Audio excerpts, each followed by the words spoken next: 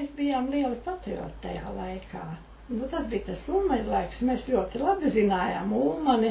Nu, viņš tad citu arī 36. gadā neretā bija viesojies neredz pamatskolā. Es jau biju tik maza, ka es tur tūmā netiku, tur ar viņu satikās vecāko klašu audzēkņi, bet tā stāstīja un visi bija ļoti lepni tie, kam bija izdevība ar viņu tikties.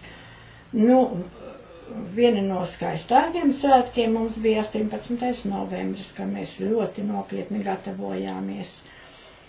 Nu, 18. novembrī ar vien tā ir, kad ir tās zeltītās lapas, un tās tad mēs vācām jau, līdz ko tās koki sāka birdināt, tā tika vāktas tās zeltītās lapas, un vakaros mēs tad sēdējām internetā un pinām tās lapu vītnes. Citas meitenes pina arī tur brūkleņu vītnes un visu zāles dekorēšanai, bet es atceros taisni par tām zeltītiem lapām, ka mēs gājām salasījām un pinām tās garās vītnes. Un bija ļoti emocionāli arī tie pasākumi. Mums bija skolai karogs, un katros tādos svinīgos svētkos, nu, protams, Ziemassvētkos nenesa karogu iekšā, bet izlaidumā un valsts svētkos vienmēr tika ienests arī karogs. Un karogu parasti nesa 3 audzēkņi, zēns bija tas, kas nesa to karogu, tam bija ļoti skaists kāds, un karogam bija 2 tādi grezni zīda pušķi. Katrā pusē gāja asistentes meitenes, kas turēja tos pušķus. Un karogu drīkstēja nest tikai paši labākie skolnieki. Un tas bija liels gods tikt pie karoga nešanas.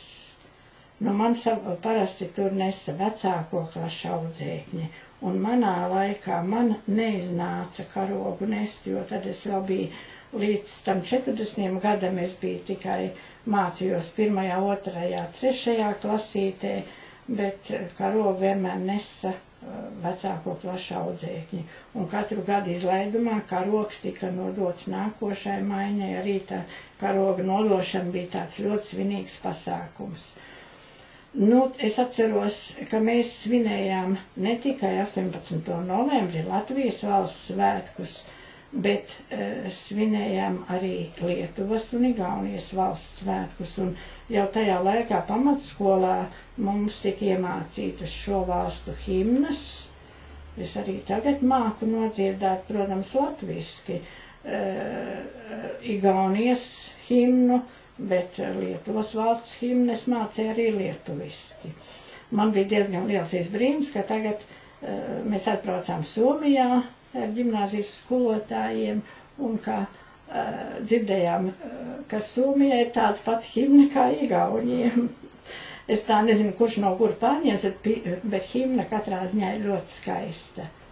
Un es nezinu, vismaz, varbūt es biju tāda ļoti nopietna vai ļoti patriotiski noskaņot. Es to tā visu tā pieņēmu, man tas likās kaut kas tāds liels svēts, smieties vai ķiķināties himnas laikā.